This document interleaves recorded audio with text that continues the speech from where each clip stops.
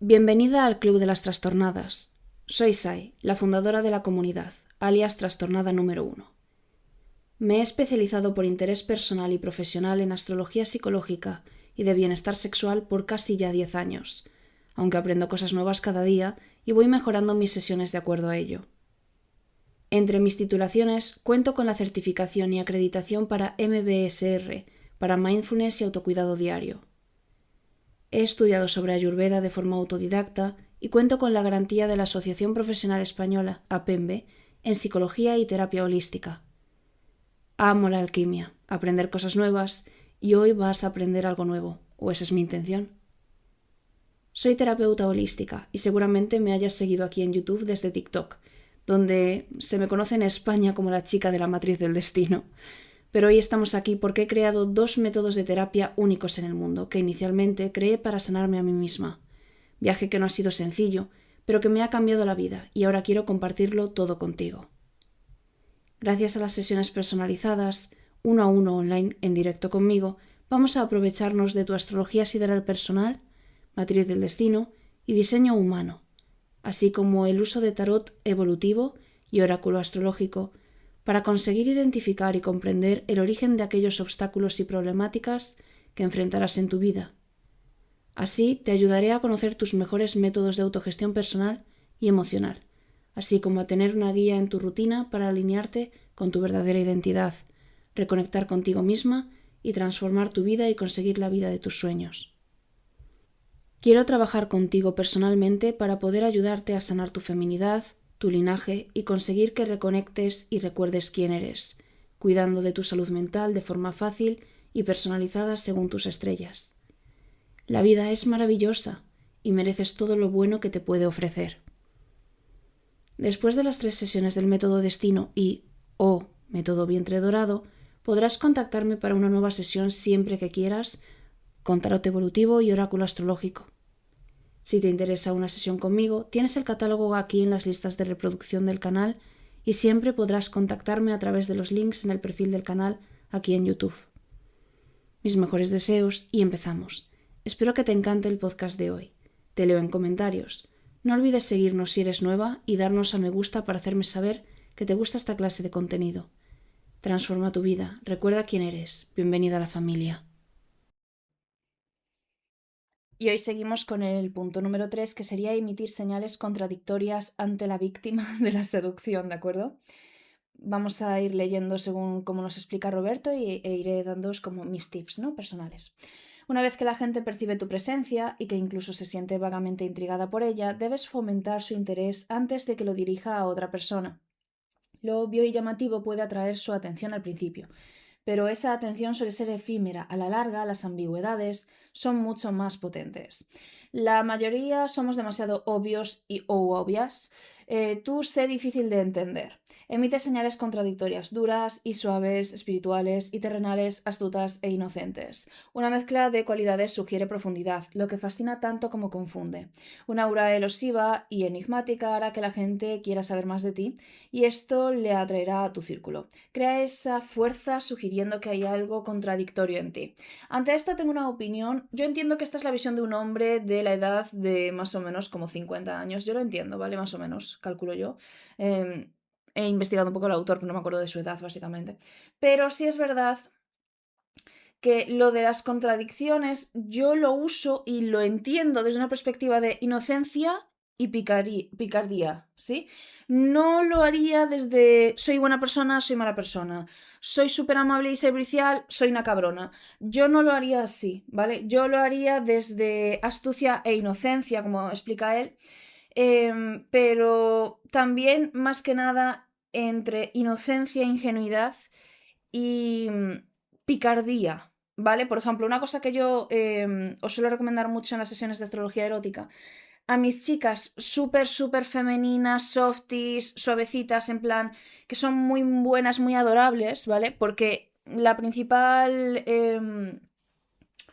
inseguridad que suelen tener esta clase de clientas mías es... bueno, yo tengo 2 tipos de clientas, ¿vale? en astrología erótica tengo las chicas que son súper adorables, súper inocentes, que parecen jovencitas, que tienen una aura muy juvenil, muy infantil, muy adorable. Y luego tengo las femme fatal. Yo no tengo ningún intermedio, ¿sí? De tipo de clienta. Tengo como estos dos como polaridades de clienta, sexualmente hablando, ¿no? Y a mí me llama la atención porque en mi vida personal yo he conocido gente que está un poquito en el medio. Yo considero que estoy un poquito en el medio. Entonces me ha llamado la atención, ¿no?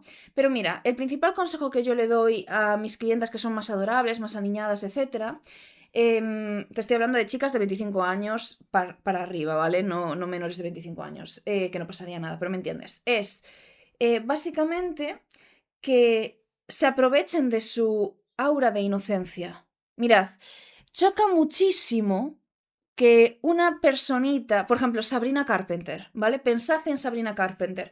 Ella es canónicamente adorable, ¿verdad? Ella es como una caricatura vintage, ¿sí? Pero ella es muy lasciva hablando en sus canciones y cosas así. Y choca, llama la atención, nos gusta, nos hace gracia, ¿verdad? Bien, pues tú tienes que no fingir ser alguien que no eres. Pero ellas cuando están hablando conmigo hablan de forma muy directa, muy sexual, muy gráfica, porque estamos en una sesión de astrología erótica. Y yo a todas les digo, habla así con tu hombre. O con tu mujer, me da igual, ¿vale? Y me decían, pero yo no puedo hacer eso. Y yo, lo estás haciendo conmigo. Y ellas, ya, pero hombre, ¿qué va a pensar de mí? Y yo, pues que eres una mujer con necesidades sexuales, que eres una mujer sexual. No va a pensar, es más, les va a volver locos, porque esa contradicción mentalmente les va a volver locos. Porque van a pensar, buah, no es tan inocente, no es tan buena como... ¿Sabes? Mira, la mayor fantasía de un tío es encontrar, de verdad, cualquier tipo de tío, cualquier arquetipo de tío, malote, libertino, intelectual, deportista, hazme caso, ¿vale? Porque he tenido amigas muy diferentes a mí, con tipos de novio muy diferentes. He tenido amigas góticas, he tenido amigas hijas de Lilith, hijas de Afrodita, he tenido amigas deportistas, he tenido amigas, bueno, heterosexuales solo tuve dos, que es mi amiga actual y otra amiga. El resto eran bisexuales, no todas. Pero yo he tenido citas con chicas y con un chico en concreto. Dos chicos, pero solo cuento uno. Y mis amigas han tenido citas con mujeres, con hombres. O sea, he visto de todo tipo de dinámicas, todo tipo de combinaciones de arquetipos. He visto, de verdad, wow, desde el instituto hasta ahora. Y luego con vosotras, mis clientas, he visto todo tipo de dinámicas y de arquetipos. Y créeme, todas las fantasías de los hombres en general, da igual el tipo de hombre y tal, se resumen a una cosa: una chica buena que solo es mala para él. Y para las chicas es un chico malo que solo es bueno para ella. ¿Vale? Para los chicos gays y las chicas lesbianas aún me queda por descubrir cuál es el patrón, porque no tengo suficientes clientas, así que si eres un chico gay o eres una chica lesbiana me encantaría atenderte, porque la verdad es que las chicas lesbianas tengo demasiados pocos patrones como para poder hacer como, ¿sabes? Una conclusión.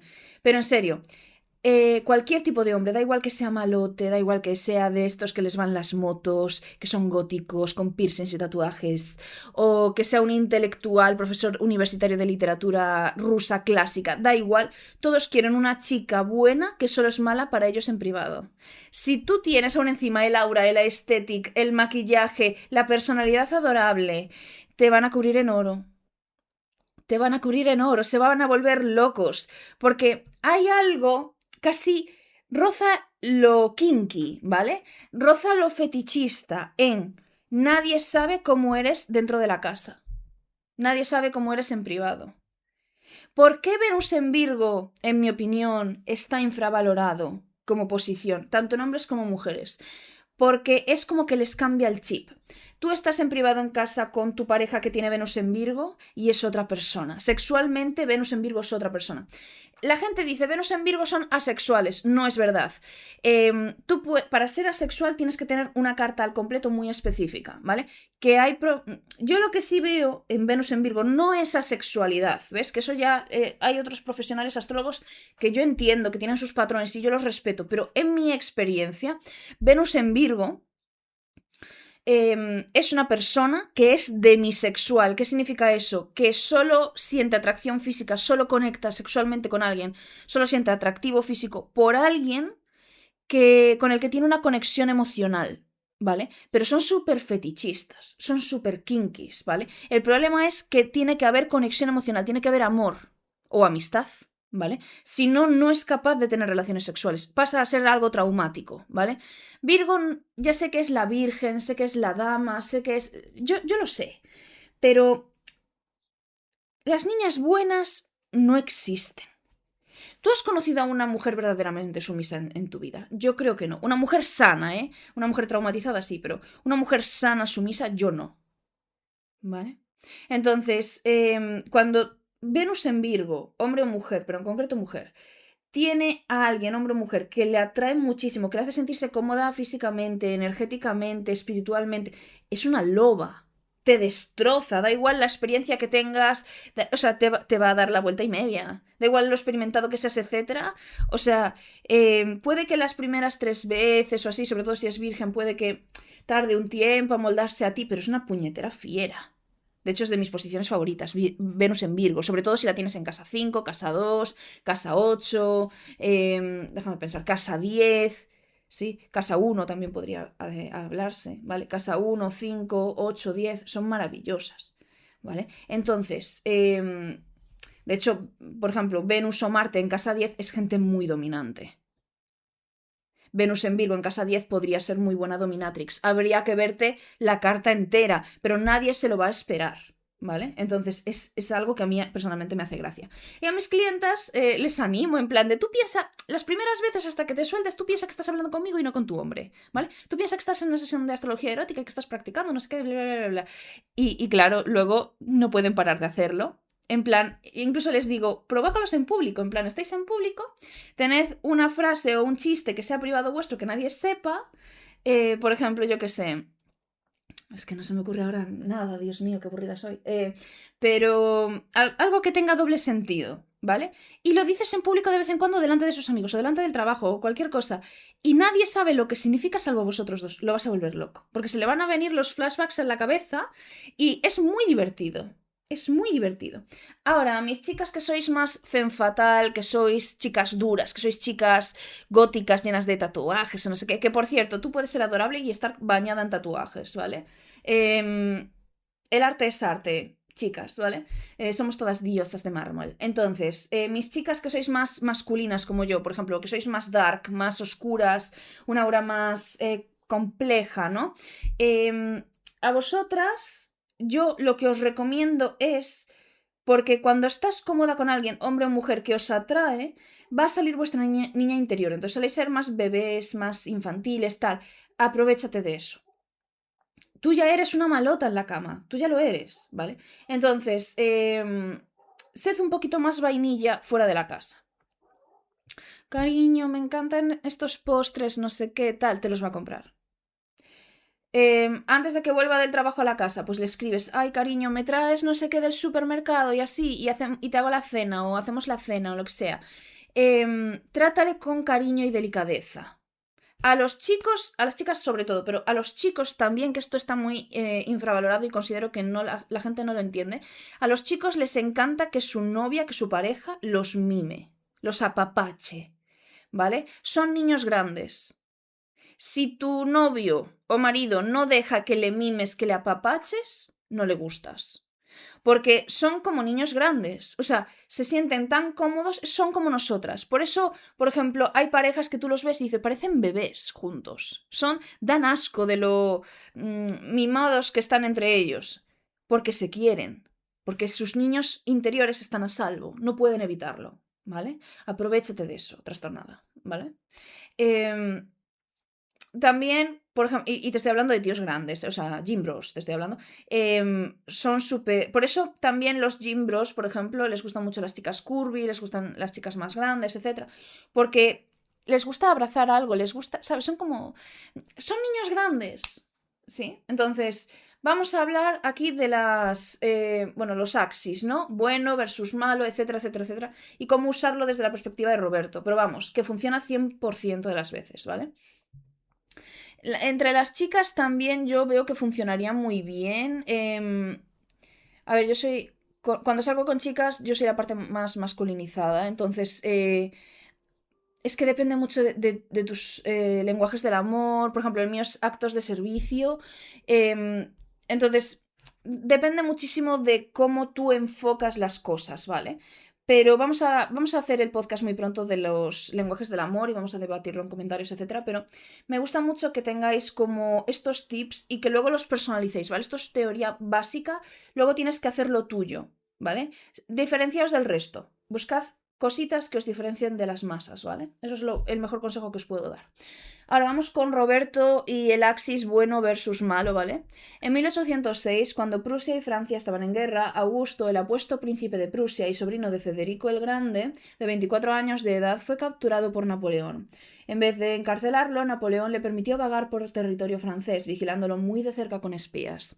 El príncipe era devoto del placer y pasó su tiempo yendo de una ciudad a otra y seduciendo a mujeres jóvenes. En 1807 decidió visitar el Château de Coupet, en Suiza, donde vivía la gran escritora francesa Madame de Staël. Madre mía, lo que se viene. Vale, Augusto fue recibido por su anfitriona con toda la ceremonia de que ésta era capaz. Tras presentarlo a sus demás huéspedes, todos se retiraron a un salón donde hablaron de la guerra de Napoleón en España, la moda en París y cosas por el estilo. De pronto se abrió la puerta y entró otro huésped, una mujer que por algún motivo había permanecido en su habitación durante el alboroto del arribo del príncipe. Era Madame de Guécamier, de 30 años, la mejor amiga de Madame de Staël. Ella misma se presentó con el príncipe y se retiró de inmediato a su recámara.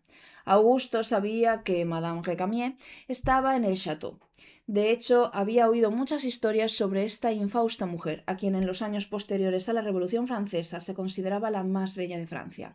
Los hombres enloquecían por ella, en particular en los bailes, cuando se quitaba el chal y revelaba los diáfanos vestidos blancos que había vuelto famosos, y bailaba con desenfreno. Los pintores Degas y David habían inmortalizado su rostro y forma de vestir, y aún los pies, bueno, juzgados los más hermosos que nadie había visto jamás. Dios mío, dime que tienes Venus en Piscis sin decirme que tienes Venus en Piscis. Bueno, da igual. Además, ella había roto el corazón de Lucien Bonaparte, hermano del emperador Napoleón. Y bueno, a Augusto le agradaban las mujeres más jóvenes que Madame Récamier y había ido al château a descansar, pero esos breves momentos en los que ella había acaparado la atención con su entrada repentina lo tomaron por sorpresa. Era tan bella como la gente decía, pero más impresionante aún que su hermosura era su mirada, que parecía muy dulce, verdaderamente celestial, con un dejo de tristeza. Los demás invitados siguieron conversando, pero Augusto ya solo podía pensar en Madame Récamier. Voy a decir una cosa un poquito controversial. ¿Por qué no es la primera vez que leo un puñetero libro, sobre todo un libro clásico?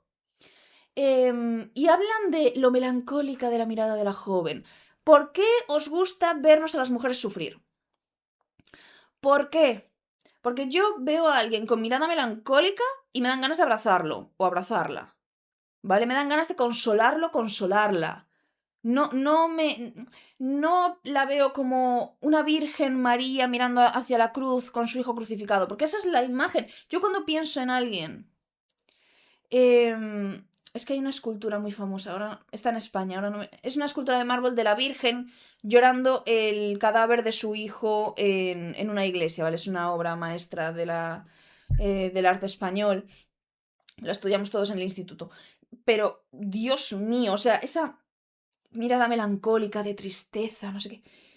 Chico, no hay nada más atractivo, por ejemplo, que escuchar a alguien reír de verdad o emocionarse, llorar de felicidad, cosas así, pero siempre es con la mirada melancólica. ¿Sabéis la sensación de que me da? Que esperan a un momento de debilidad para aprovecharse de ti.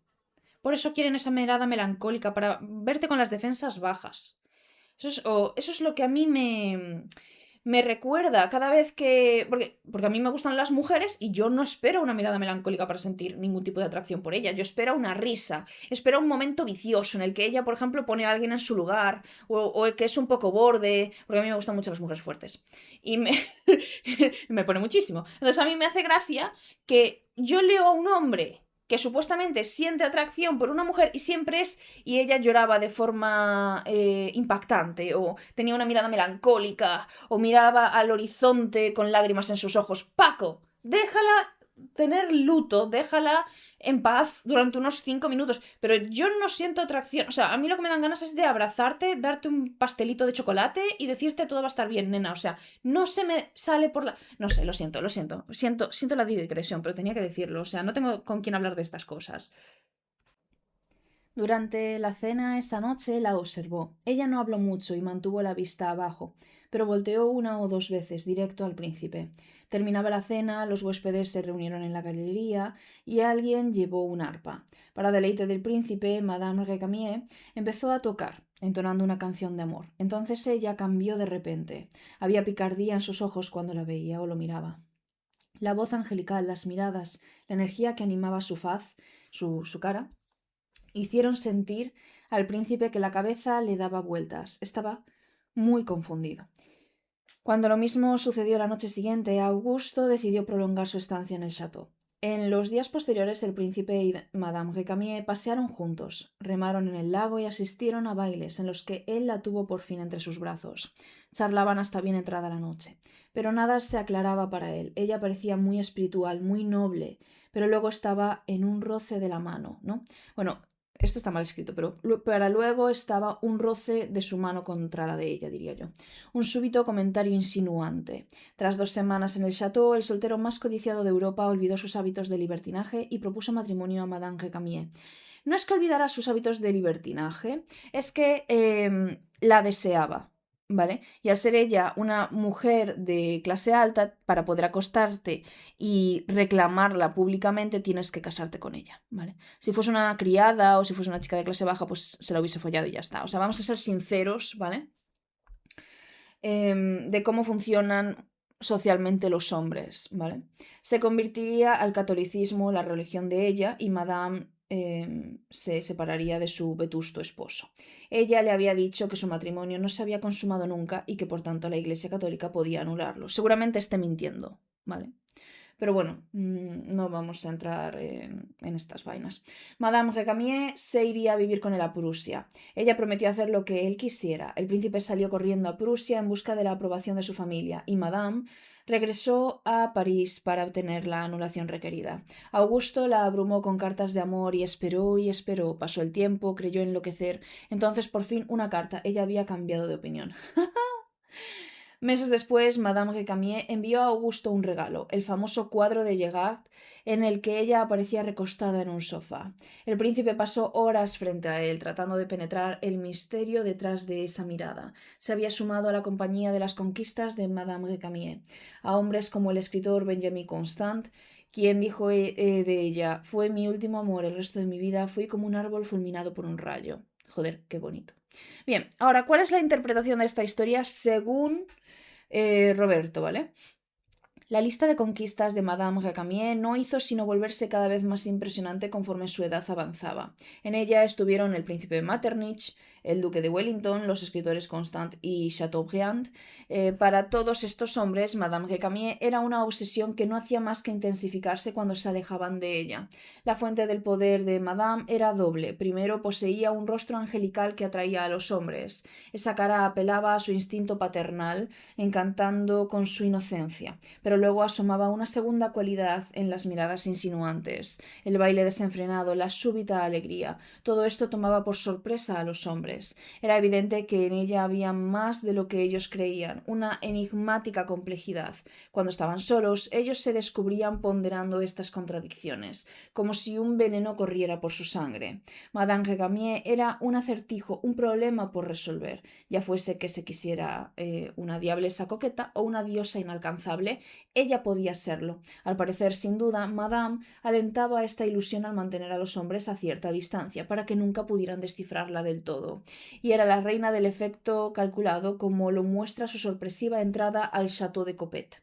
que la volvió el centro de atención, así como si fuese solo, aunque fuera, imagino que quiere decir el autor, aunque fuera solo unos segundos. El proceso de la seducción implica llenar la mente de alguien con tu imagen. Tu inocencia, belleza o coquetería pueden atraer la atención de esa persona, pero no su obsesión. Ella pasará pronto a la siguiente imagen impactante, para ahondar su interés. Debes sugerir una complejidad imposible de comprender 1 o 2 semanas. Eres un misterio elusivo, un señuelo irresistible que augura enorme placer a quien pueda poseerlo. Una vez que los demás empiezan a fantasear contigo, están al borde de la escurridiza pendiente de la seducción y no podrán evitar resbalar. Ahora vamos a hablar un poquito del axis artificial natural, pero quiero decir un par de cosas aquí del Chateau y de Regamier y todo esto. La señora nunca pensó casarse con el príncipe ni nunca pensó pues ir más allá de lo que ya se conocían, etcétera, etcétera, etcétera. Es más, estando ella tan lejos de su marido, yo creo que sí se acostaron. O sea, al final, mira, ¿sabes lo típico de ves un cuadro en historia del arte, ¿no? Que lo estáis analizando en clase o estáis leyendo una novela o así, y todo el mundo, los profesores en concreto, te dicen, sí, eran mejores amigas, y en realidad tú intuyes como mujer bisexual que eran amantes, ¿sí? Las autoras o cosas así. La bisexualidad, la homosexualidad, la lujuria, son conceptos de toda la vida, ¿vale? Entonces, no es como que tú puedas pensar que no, eso es desde los 90 que la gente empezó a ser gay. No, o sea, los hombres han sido gays y las mujeres han sido lesbianas y bisexuales desde siempre. Y las mujeres han sido activas sexualmente desde siempre. Lo que pasa es que en otras épocas era muy complicado no joderte la vida si te pillaban. Entonces lo que hacían muchas mujeres era llevarlo muy, muy, muy en silencio. ¿Sabes las típicas parejas de amigas solteronas de dinero que se quedaban haciendo como vida en conjunto en una pequeña casita del campo, alejado de todo? Sí, cariño, no eran amigas, eran amantes, ¿vale? Y como no hay muchas opciones de vivir esto abiertamente, pues muchas pues tenían esas relaciones pues entre primas, entre mejores amigas, entre vecinas, etcétera, etcétera, etcétera, ¿de acuerdo?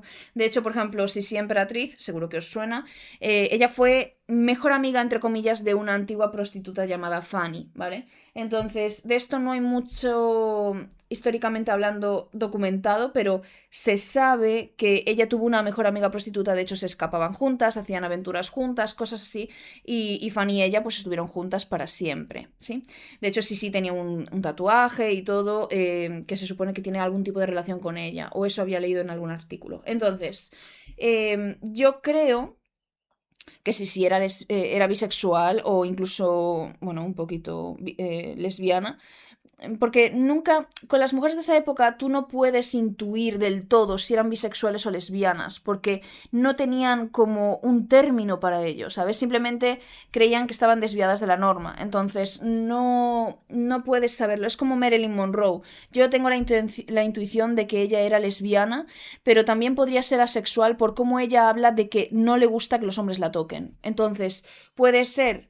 Ella tuvo parejas lésbicas, de hecho. Entonces no sabemos si es que era lesbiana y simplemente odiaba que los hombres la tocaran y la objetivizaran, o si es que era sexual y tenía tendencias hacia el sexo femenino. Porque la sexualidad es un espectro. Hay fases de tu vida en la que no quieres ningún tipo de contacto, y luego, pero sí romance, y luego hay etapas en las que con cierta persona sí quieres tener relaciones sexuales.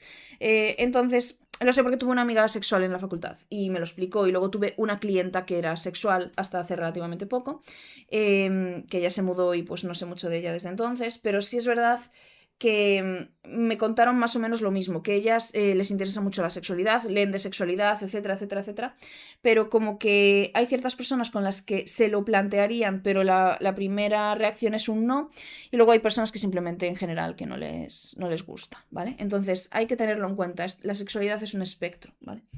De hecho, las personas demisexuales pueden considerarse asexuales hasta que el día de mañana pues tienen una amistad y pasan 2 años, 3 años y se dan cuenta, hostia, pues no me importaría acostarme con mi mejor amiga o con mi mejor amigo, ¿vale? Esas cosas son posibles, ¿vale? Pero yo creo que Recamier y el príncipe sí se acostaron, ¿eh? Porque ella, como podemos ver aquí, claro, hablar de las tendencias sexuales de una mujer en esta época es muy complicado. Nada estaba escrito, no había fotos, no había nada. Entonces es muy complicado. Tienes los puntos de vista de cada una de las partes, ¿vale? Pero tú ten en cuenta que un hombre tan lujurioso es imposible que aguante tanto tiempo sin relaciones sexuales, y más si una mujer lo está provocando, porque en esa época provocar a alguien era mucho más sutil que ahora, ¿vale? Entonces hay que tenerlo en cuenta. Ahora vamos a hablar del axis artificial versus natural, ¿vale? El mayor éxito en Broadway en 1881 fue la opereta Patience, o Paciencia en español, de Gilbert y Sullivan, una sátira del mundo bohemio, de los dandies y estetas en donde, pues, en boga en Londres. Para aprovechar esta moda, los promotores de la opereta decidieron invitar a una gira de conferencias en Estados Unidos a uno de los estetas más notorios de Inglaterra, Oscar Wilde, que era un dandy, por cierto, inventó el dandismo, bien. De solo 27 años en aquellos días, Wilde era más famoso como personalidad pública que por el pequeño conjunto de sus obras. Los promotores estadounidenses estaban seguros de que su público quedaría fascinado con ese hombre, a quien imaginaban paseando siempre con una flor en la mano, pero no esperaban que ese efecto fuera perdurable. Él dictaría un par de conferencias, la novedad pasaría y ellos lo embarcarían de regreso a su país. La suma ofrecida era cuantiosa y Wilde aceptó. A su llegada a Nueva York, un empleado aduanal le preguntó si tenía algo que declarar. No tengo nada que declarar, contestó él, salvo mi genio. Llovieron invitaciones. La sociedad de Nueva York tenía curiosidad por conocer a esta rareza. Las mujeres hallaron encantador a Wilde, pero los periódicos fueron menos amables. The New York Times lo llamó una farsa estética. Una semana después de su arribo, Wilde dio su primera conferencia. La sala estaba a reventar. Habían asistido más de 1000 personas, muchas de ellas solo para ver cómo era él en persona. Y no se decepcionaron. Wilde no portaba una flor y era más alto de lo que suponían, pero tenía una larga y suelta cabellera y llevaba puesto un traje verde de terciopelo con corbatín, así como pantalones de montar y medias de seda. Muchos en el público se desconcertaron al mirarlo desde sus asientos. La combinación de su gran estatura y lindo atavío eran un tanto repulsiva. Algunas personas rieron francamente y otras no pudieron ocultar su malestar. Supusieron que ese hombre les sería odioso, pero entonces él comenzó a hablar. El tema era el Renacimiento inglés, el movimiento del arte por el arte de la Inglaterra de finales del siglo XIX. La voz de Wilde resultó hipnótica, hablaba acompasadamente, en forma afectada y artificial, y pocos comprendían en verdad lo que decía, pero su discurso era muy ingenioso y fluía. Su apariencia era extraña, sin duda, pero ningún neoyorquino había visto ni oído nunca a un hombre tan enigmático, y la conferencia fue un gran éxito. Aún los periódicos lo aclamaron. Semanas después, en Boston, unos 60 muchachos de Harvard prepararon una emboscada. Se burlarían de ese poeta afeminado, vistiendo pantalones de montar, llevando flores y aplaudiendo ruidosamente su entrada. Wilde no se alteró en lo más mínimo. El público rió histéricamente de sus improvisados comentarios, y cuando los jóvenes lo interrumpían, él conservaba la dignidad sin delatar enojo alguno. Una vez más, el contraste entre su actitud y su apariencia hizo que semejara ser más bien extraordinario. Muchos quedaron profundamente impresionados y Wilde iba en camino a convertirse en una sensación. La corta gira de conferencias se volvió un acontecimiento nacional. En San Francisco, el conferencista visitante de arte y estética resultó capaz de vencer a todos bebiendo y de jugar póker, lo que hizo de él el éxito de la temporada. En su marcha de regreso en la costa oeste, Wilde haría escalas en Colorado, pero el señorito poeta fue advertido de que si se atrevía a presentarse en la ciudad minera de Leadville, se le colgaría del árbol más alto. Esa era una invitación que Wilde no podía rechazar. Al llegar a Leadville, ignoró a los impertinentes y las miradas desagradables, recorrió las minas, bebió y jugó cartas, y luego conferenció sobre Botticelli y Cellini en las tabernas. Como todos los demás, también los mineros cayeron bajo su hechizo, al grado de bautizar una mina con su nombre. A un vaquero se le oyó decir: «Este amigo será muy artista, pero nos puede vencer bebiendo a todos y llevarnos cargando a casa de dos en dos». Ahora vamos a leer la interpretación de Roberto, sí. En una fábula que improvisó en una cena, Oscar Wilde contó que unas limaduras de acero tuvieron el súbito deseo de visitar a un imán cercano. Mientras hablaban de eso, descubrieron que cada vez se acercaban más al imán, sin saber cómo ni por qué. Finalmente fueron jaladas en montón a uno de los costados del imán. Entonces el imán sonrió porque las limaduras estaban absolutamente ciertas de que hacía esa visita por voluntad propia. Ese mismo era el efecto que el propio Wilde ejercía en todos los que lo rodeaban. El atractivo de Wilde era más que un mero subproducto de su carácter, era totalmente calculado. Adorador de la paradoja, él exageraba a conciencia su rareza y ambigüedad, el contraste entre su apariencia amanerada y su ingeniosa y fluida actuación. Naturalmente cordial y espontáneo, creó una imagen que iba contra su naturaleza. La gente se sentía repelida, confundida, intrigada y finalmente atraída por ese hombre que parecía imposible de entender. La paradoja es seductora porque juega con el significado. Nos oprime en secreto la racionalidad de nuestra vida en la que todo está destinado a significar algo. La seducción, en contraste, prospera en la ambigüedad, en las señales contradictorias, en todo lo que elude la interpretación. La mayoría de las personas son exasperadamente obvias. Si su carácter es extravagante, podría atraernos de momento, pero la atracción pasará. No hay profundidad, ningún movimiento en contra que tire de nosotros.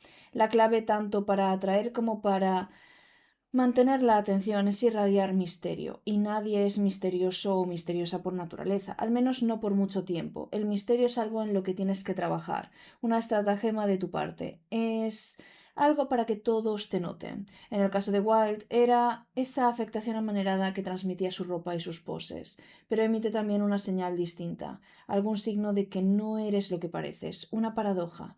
No te preocupes si esta cualidad oculta es negativa, como peligro, crueldad o amoralidad.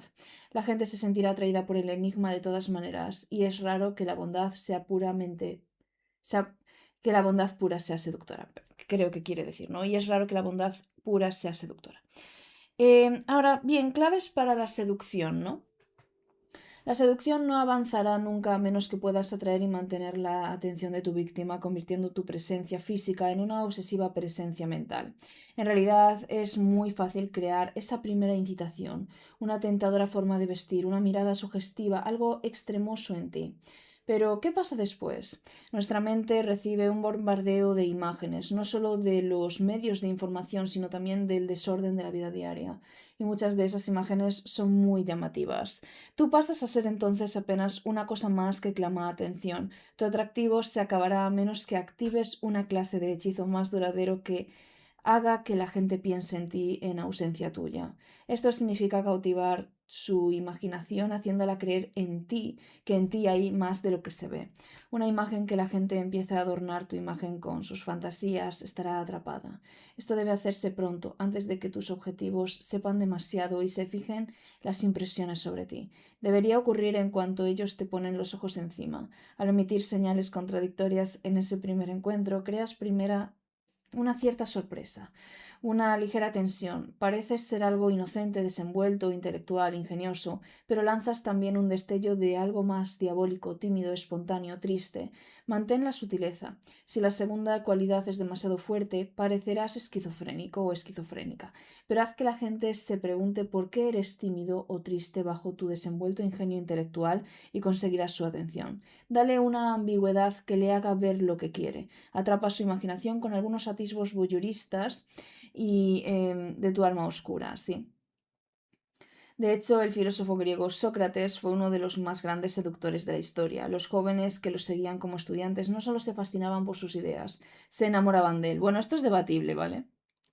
Uno de ellos fue Alcibíades, el conocido playboy que se convertía en una poderosa figura política hacia finales del siglo V a.C. En el Simposio de Platón, Alcibíades describe los poderes seductores de Sócrates comparándolo con el figurillas de Sileno que se hacían entonces, ¿no? En el mito griego, Sileno era muy feo, pero también un profeta sabio. En consecuencia, sus estatuas eran huecas y cuando se les desmontaba se encontraban figurillas de dioses dentro. La verdad y belleza interiores bajo el poco atractivo exterior, básicamente es como una metáfora. Para Alcibíades lo mismo ocurría con Sócrates, quien era tan feo que resultaba repelente, pero cuyo rostro irradiaba belleza y satisfacción internas. El efecto era confuso y atractivo. Otra gran seductora de la antigüedad, por ejemplo Cleopatra, también emitía señales contradictorias. Físicamente tentadora a decir de todos, en voz, rostro, cuerpo y actitud, también tenía una mente que bullía de actividad, lo que para muchos autores de la época la hacían parecer de espíritu un tanto masculino. Estas cualidades contrarias le daban complejidad y la complejidad de conceder poder. Cleopatra no era guapa, tampoco era atractiva. Tenía un cuerpo bastante huesudo, si no recuerdo mal, había leído. Y tenía un rostro bastante poco convencional y poco convencionalmente atractivo, incluso para la época. Si tú has visto alguna. Porque no puedes ver los bustos, ¿vale? Tienes que buscar. Las monedas con la cara de Cleopatra en internet, por ejemplo. Tenía una nariz bastante aguileña, que a mí me encantan, ¿eh? Pero me refiero que no es una modelo de Victoria's Secret precisamente, ¿vale? En las películas ponen a Elizabeth Taylor y cosas así, pero que no, los historiadores no querían aceptar que pedazo hombres como Marco Antonio, ¿no? O César hubiesen caído ante las trampas de una mujer poco convencionalmente atractiva, ¿de acuerdo? Eh, Cleopatra lo que era una manipuladora y seguramente una bruja, ¿vale? Seguramente hacía magia de glamour y está bien, está perfectamente bien. No quiero que, porque a veces me escriben algunas clientas y me dicen que, es que yo no soy convencionalmente atractiva, de poco sirve que haga astrología erótica, de poco sirve que haga... Que por cierto, tú puedes hacer astrología erótica para autoplacer. Primero, porque tú no puedes tener placer en solitario o con otra persona, me da igual hombre o mujer, si no sabes cómo, pues, seducirte o cómo tocarte tú misma. ¿Vale? Es un facto. Entonces, la astrología erótica no es para seducir a alguien, que también es para saber cómo tocarte tú, cómo sentir placer tú. A mí me preocupa que sepas satisfacerte tú. A mí tu pareja te va a explicar, sobre todo si es un hombre, cómo hacerlo, pero sabes tú tocarte tú, sabes satisfacerte tú, sabes lo que te gusta, sabes cómo potenciar el orgasmo, sabes cómo manifestar a través de los orgasmos. Eso es lo que a mí me preocupa, ¿vale? Que tú sepas estas cositas de ti, que sepas decirle a alguien lo que te gusta y cómo hacerlo, ¿vale? Entonces, Cleopatra era una experta manipuladora, era la puta ama. A mí no me cae bien personalmente, prefiero a su hermana, pero era la puta ama, ¿vale? Entonces, el hecho de que fuera poco convencionalmente atractiva hacía que literalmente los hombres se volvieran locos, porque no querían aceptar que tuviese tanto poder sobre ellos sin siquiera ser un objeto de deseo físicamente y puramente, bueno, como un objeto, ¿no? Objetivizada. Bien. Ahora vamos a hablar un poquito del reverso de este paso, ¿no? En las fases de seducción. La complejidad que proyectas sobre las personas solo las afectará de modo apropiado si son capaces de disfrutar del misterio. A algunas personas les gustan las cosas simples y carecen de paciencia para perseguir a alguien que las confunde. Prefieren que se las deslumbre y desborde. La gran cortesana de la Belle Époque, conocida como la Bella Otero, ejercía una compleja magia sobre los artistas y figuras políticas que se prendaban de ella, pero a los hombres menos complicados y más sensuales los dejaba estupefactos con su espectáculo y belleza. Cuando conocía a una mujer, Casanova, podía vestir el más fantástico conjunto con joyas y brillantes colores para deslumbrar al ojo. Se servía de la reacción de la víctima para saber si exigía una seducción más compleja. Exigía una seducción más compleja, creo que quiere decir. Vale. Algunas de sus víctimas, en particular las jóvenes, no necesitaban más que la apariencia rutilante y hechizadora que era realmente lo que deseaban, y la seducción se mantenía en ese plano. Todo depende de tu blanco, de tu víctima, ¿sí? No te molestes en crear profundidad para personas insensibles a ella o a quienes incluso podrían desconcertar o perturbar. Reconoce a estos tipos con la inclinación a los placeres más simples de la vida, el hedonismo básicamente, imagino que querrá decir. Su falta de paciencia para circunstancias más matizadas con ellos sé simple. Opino lo mismo. El 90% de las personas que existen y respiran en este mundo o son NPCs, o sea, personas que, ¿sabes?, no tienen alma, no tienen esencia, etcétera. Son simplemente personas que existen en el fondo, ¿no?, de la existencia humana. No son personas que simplemente pues, tienen algo que aportar. Y son bastante sencillas y simples, ¿vale? Entonces, para esas personas no tienes que crear como un gran espectáculo. Solo un 10% de las personas que te vas a cruzar en la vida tienen algo que aportarte realmente y tienen algo mm, chicha, decimos en España, ¿no? Tipo, tienen algo de carne, ¿no? Entonces, hay gente que simplemente, pues, si te vistes bonito, si te maquillas, si te conviertes en un objeto de deseo bastante básico, los vas a conseguir con un poquito de insinuarte y punto. Puede ser bastante directa y ya está. Si tú vas a un bar, literalmente a una discoteca, y le dices a un hombre, oye, nos acostamos en el baño, te van a decir que sí, en el 95% de los casos, ¿vale? La vida es muy simple. Ahora, simplemente si quieres seducir a alguien a largo plazo, si quieres que se convierta en tu pareja, sí tienes que jugar the long game, tienes que ir a largo plazo, porque si no, esto no va a funcionar. Esto se ve muy fácil en la carta natal, ¿vale? Yo he leído cartas de clientas que yo les he dicho, tú eres muy simple. en el sentido, y ellas me lo reconocen, sí, sí, yo soy muy simple. Yo no quiero una pareja, no quiero que mi pareja me conozca, no quiero que mi pareja no quieren relaciones complicadas, quieren a alguien que las mantenga, quieren a alguien que les satisfaga físicamente y simplemente pues no estar solas. Me lo han reconocido, ¿vale? Y luego hay personas, por ejemplo, como yo prefiero vivir sola toda mi vida y prefiero morir sola a estar con alguien al lado a quien no me conoce o quien no quiero conocer o, ¿sabes? Depende mucho de tu tipo de personalidad, ¿vale?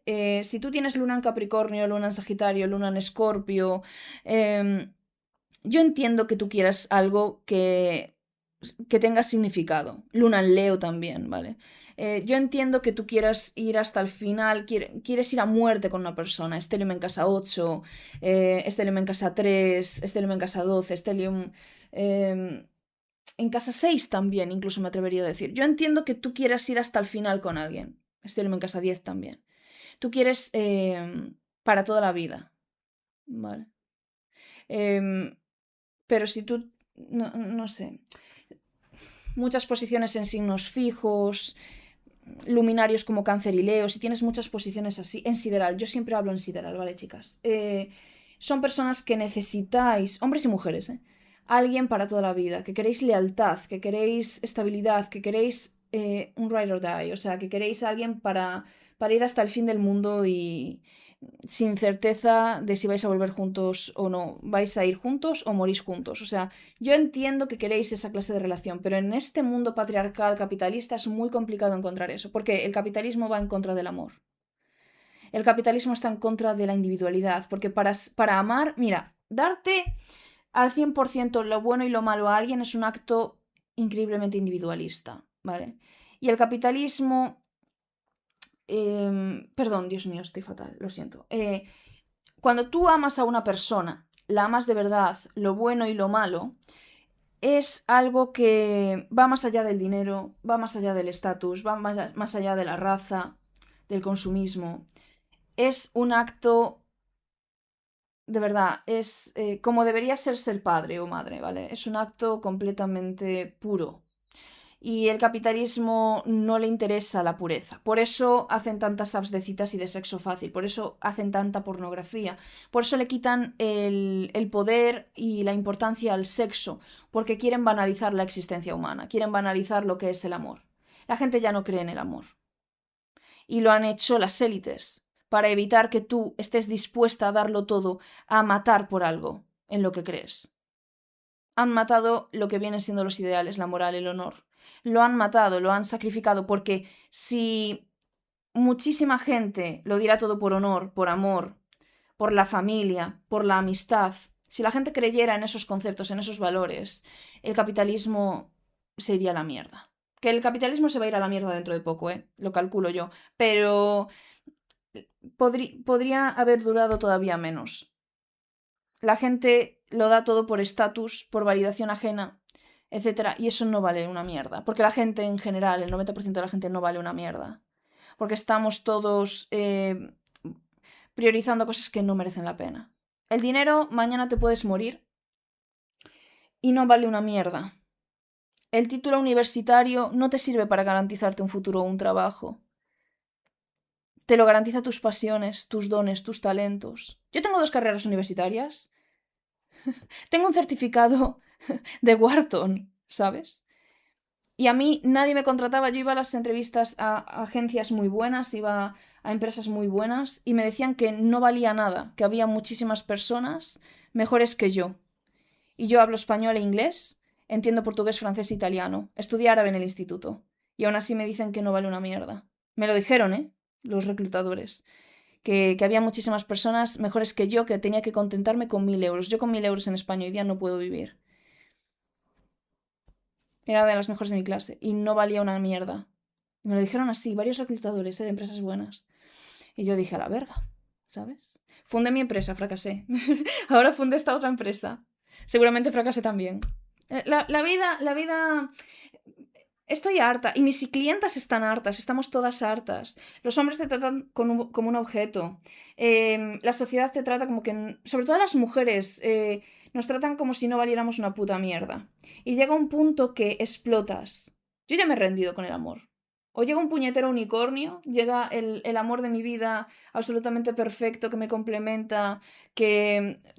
mi pareja de destino no es una opción, entonces yo espero una pareja compatible, hombre o mujer. Espero a alguien simplemente que esté dispuesto a dar lo que yo doy, punto. No espero más de la vida.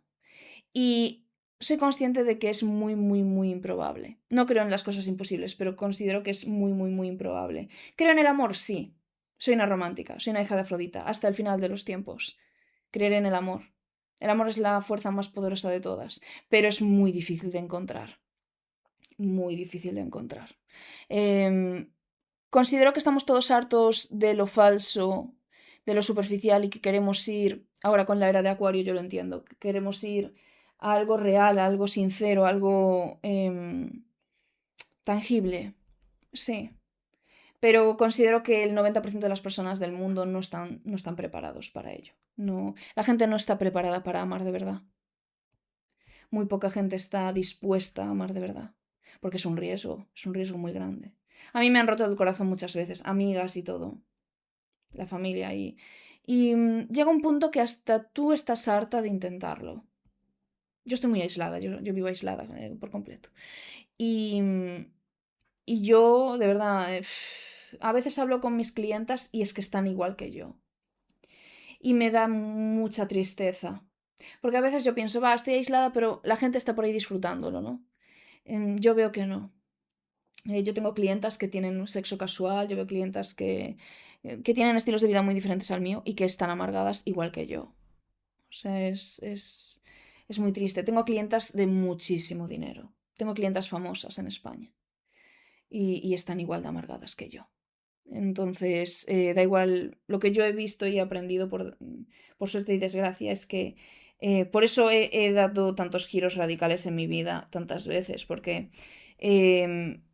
tengo clientas famosas, tengo clientas preciosas, tengo clientas de dinero, tengo clientas de clase baja, tengo clientas de clase media, tengo clientas casadas, clientas lesbianas, clientas bisexuales, clientas que son amantes de hombres casados, clientas que están casadas y son infieles, tengo clientas de todo tipo, tengo clientas de color, tengo clientas blancas, tengo clientas convencionalmente atractivas, clientas que no.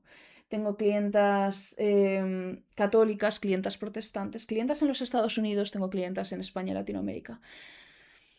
Distintas dinámicas, distintas familias, distintos estatus sociales y clientas que han emigrado, que no, clientas que han luchado por sus sueños, clientas que no, clientas que se han casado por dinero, clientas que se han casado solo por amor, clientas que han sacrificado su carrera por su pareja, clientas que viven solas como yo y que solo sacrifican cosas por sí mismas y todas estamos tristes. Pero te voy a decir una cosa. Mis clientas y yo misma, que al final del día hemos decidido que si voy a estar triste, si voy a sacrificar algo, al menos que sea por mí misma y por mi propio camino, al menos nosotras sabemos que lo hacemos por algo que merece la pena. Esa es la única diferencia que he encontrado.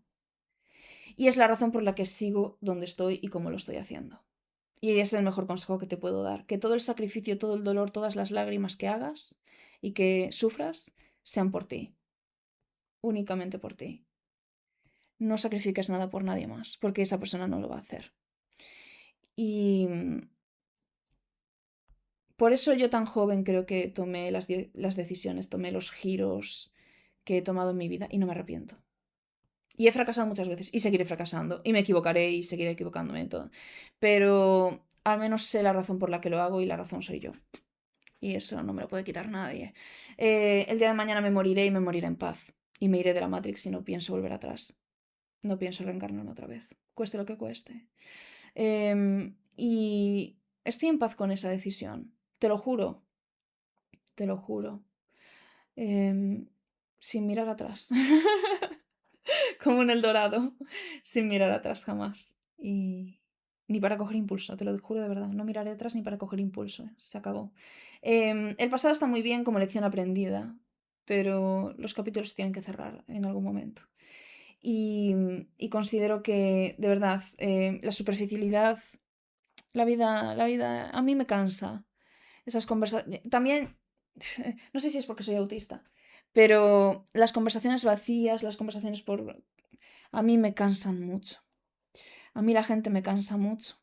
O me vas a dar realidad y sinceridad, o no me hables, te lo juro. La gente confunde estar sola con sentirse sola. Yo me he sentido sola muchos años de mi vida, desde mi infancia, en habitaciones llenas de gente que supuestamente me quería. Ellos no me querían, querían lo que yo significaba. Mis calificaciones, lo que yo podía hacer por la familia, eso es lo que querían. Mis amigas también. No, los hombres que querían algo conmigo, no significaba nada. Yo no significaba nada. Por eso he estado sola toda mi vida. Y eso es muy triste. Eso es muy triste. Y yo no quiero que sacrifiques más. Porque tengo clientas de 40, 50 años que me dicen que si volvieran a empezar todo de cero, no hubiesen dejado la carrera por un hombre, no hubiesen tenido hijos. Tengo clientas que son felices, están casadas y son felices, tienen hijos y son felices, tienen una familia feliz. Tienen sus problemas, pero tienen una familia feliz. Y aún así me dicen siempre, yo si volviera a empezar no me casaba con él y no tendría hijos. Saldría con él, tendría una relación con él, pero no me casaría con él. Estaríamos viviendo en la misma casa, pero no estaríamos casados y yo no hubiese tenido hijos. Me arrepiento. Mujeres que son felices, que tienen hijos y los quieren, que están orgullosas de sus hijos y aún así no los querrían. Eso te cambia la química cerebral. Me estás diciendo que eres feliz y aún así no lo volverías a hacer. Y ella no. No quiero hijos. No quiero esa responsabilidad. No, porque aunque son felices, tienen que ser estables, tienen que tener un buen trabajo, tienen que aguantar al jefe para garantizar la supervivencia, el mantenimiento, la felicidad de su familia. Yo no estoy casada. Yo tengo 2 carreras universitarias. Tengo un certificado de la Ivy League y no me ha servido de nada. He tenido que crear mis 2 negocios porque Terranishop lo cerré, pero yo tuve que crear mis negocios de cero y mis carreras universitarias no me han servido de nada. Mi madre se ofende muchísimo, me critica mucho, me dice, no puedes decir eso porque tener 2 carreras universitarias, tener un certificado de la Ivy League es un éxito, no sé qué. Para mí no, mamá. Y se ofende, mi madre me grita, ¿eh? ¿Cómo no puedes estar orgullosa? No lo estoy.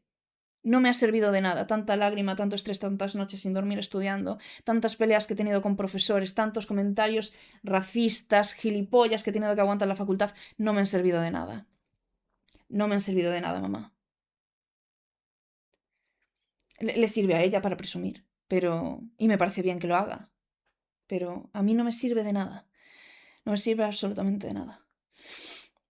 Y eso es. Por eso yo tengo clientas que no pude estudiar. Porque yo entiendo, si tú quieres ser médico, si tu propósito es ser médico, necesitas esa carrera universitaria. Si tú quieres ser cirujana, lo necesitas. Pero a mí no me ha servido de nada. Tengo clientas que son psicólogas, que vienen aquí a mí a preguntarme métodos de gestión emocional. Y yo les dije, yo quería estudiar psicología. Y me dijo ella, no te sirve de mucho. Al final son teorías y la gente viene a consulta a pedirte consejo. Yo tengo clientas psicólogas. Yo les doy tips a mis clientas psicólogas de cómo gestionarse emocionalmente. Es para mear y no echar gota. Yo le decía, yo con todo el respeto, yo te ayudo todo lo que tú quieras y lo que necesites, porque a veces lo que buscas es una segunda opinión, ¿no? Yo tengo clientas que son astrólogas, pero en realidad lo único que hacemos es comparar datos, ¿sabes? Nada más. Quieren confirmar, quieren un punto de vista distinto. No pasa nada. Pero ellas saben leerse sus cartas, saben gestionarse emocionalmente. Tal. Mis clientas psicólogas, que yo se lo he dicho, yo le he dicho esto, yo digo, ¿cómo es posible que tú no sepas gestionarse? Porque en la carrera no nos enseñan eso. En la carrera nos enseñan teorías psicológicas, nos enseñan cosas de Freud y tal, pero no nos enseñan a ayudar a alguien, nos enseñan a analizar posibles teorías de por qué te pasa algo, teóricamente. Yo he ido a terapia y a mí no me han ayudado. Me han dado medicación, me han confirmado cosas que yo ya sabía, pero no me han ayudado en sí, por eso los dejé. La medicación la necesité y la tengo ahí por si acaso tengo un episodio, pero aparte de la medicación no me han dado mucho. Y yo fui a un psiquiatra, una psicóloga y un psicólogo, ¿eh? Y no me ayudaron. No. Porque ellos, yo les explicaba, es que a mí me pasa esto, por esto, por esto, por esto, y se me quedaban mirando en plan, ¿y qué te digo? Yo le decía, no sé, dame un método de gestión emocional, dame algo. Y me decían, es que no, me cambiaban de tema, no me querían contestar. Y entonces creé mi sistema para ayudarme yo, porque nadie me iba a ayudar. Y esto es lo que comparto con vosotras. Pero la gente vive muy superficial. Los psicólogos son superficiales. Las parejas son superficiales. El trabajo es una mierda. La vida es más que algo superficial. Haz algo. Haz una lista de prioridades. Haz algo por ti. No tengas hijos por compromiso, no tengas hijos porque alguien quiere hijos y tú no. No hagas eso, porque tengo clientas que tienen una vida supuestamente idílica, tradicional, asentada, estable, y si pudieran volver atrás, lo harían. ¿Vale? Tú si quieres ser hija, tú si quieres tener una hija en el futuro, o un hijo, o lo que sea, tú tienes que estar preparada para cualquier posibilidad. Tu hija puede tener TLP, tu hija puede tener depresión, tu hija puede tener distimia como yo, por ejemplo. Tu hija puede tener un montón de cosas. Tú tienes que estar preparada para entender que tu hijo es tu responsabilidad toda su vida. Mientras tu hijo siga respirando... ser padre no es un trabajo que a los 18 años paras y ya está. No, ser padre, ser madre, es un trabajo de toda la vida. Mientras tu hijo siga respirando, tú eres padre o madre. Que no se te olvide jamás. Que eso es algo que mucha gente no es consciente. La gente idealiza mucho el bebé, pero el bebé se va a hacer niño y el niño se va a hacer adolescente y el adolescente se va a hacer adulto. ¿Vale? Y tu trabajo kármico es guiar a ese niño también toda la vida. Tener pareja es un trabajo. Lo es un placer, espero, pero también es un trabajo. Tener pareja, hay que tener responsabilidad afectiva.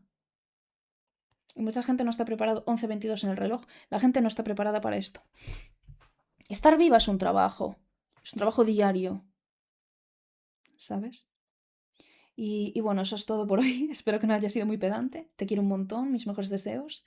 Te leo en comentarios, danos like si no lo has hecho ya, síguenos si eres nueva y te leo en comentarios, cariño, y cualquier cosa me avisas. Mis mejores deseos.